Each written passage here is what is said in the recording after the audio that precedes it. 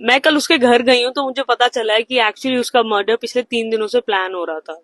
On 10th of July I was working out and मेरे को एक कॉल आती है मेरी फ्रेंड की, मैंने उठाई नहीं। एंड फिर मैं देखती हूँ एक आर्टिकल आता है, होता है कि Radhika Yadav shot dead by her own father.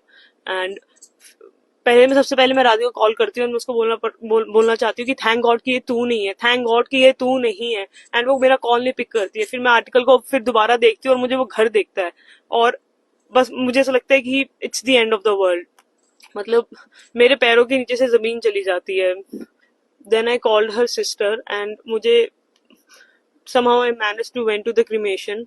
And वहां जाके मुझे ये चीज पता लगती है कि उसके डैड एक्चुअली 3 दिनों से उसकी डेथ प्लान कर रहे थे। इग्नू रिवॉल्वर लेकर आए थे एंड बस उसकी मॉम को दूसरे कमरे में रखा था, उसके भाई को किसी बहाने से बाहर भेज दिया गया था।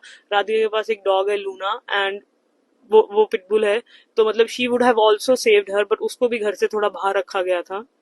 And he waited for the right moment और पीछे से मार दिया। मतलब 5 गोलियां कौन सा बाप मारता है, मुझे तो ये समझ में नहीं आ रहा, इतना उसने क्या ही करा था। अपेरेंटली उसके डैड उसके फ्रेंड्स उनके फ्रेंड्स के इन्फ्लुएंस में आके, क्योंकि उसके उनके जो फ्रेंड्स थे वो बहुत ज्यादा जेलस हो गए थे राधिका की सक्सेस से। वो 4 लोग जिनकी बातें सुन के उसके पापा ने वो गोली चलाई है, वो 4 बातें ये थी कि अ, ये तो मेकअप करने लग गई है, ये तो छोटे कपड़े पहनती है, ये अब तो तू इसके पैसों पे पलने लग गया है, तू तो अब इसको धंधा ही करवा दे। मतलब मेरे को इस चीज का जवाब दे दो कि कब तक लड़कियां मरेंगी बिकॉज ऑफ मेन, और उनका जो फ्रिजाइल ईगो है जो मीडिया में चल रहा है कि ये रीले बनाती है या वो लव जिहाद का। मुझे एक चीज नहीं समझ में आ रही, जो इंसान रील बनाता है उसका अकाउंट प्राइवेट क्यों होगा? उसके अकाउंट में सिर्फ 68 लोग हैं, 68 लोग।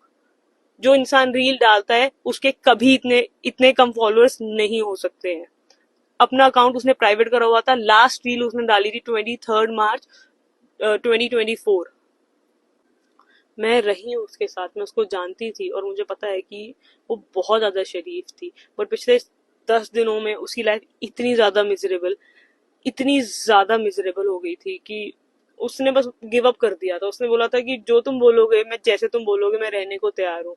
बट वही है, उसके पापा का इतना ज्यादा दिमाग खराब हो रहा था हो, रख, हो रखा था कि कोई फेस पे एक्सप्रेशन भी नहीं था। मतलब वो इंसान को दिख रहा था कि कोई साइकोलॉजिकल प्रॉब्लम है, बट वही है, बात किससे करे।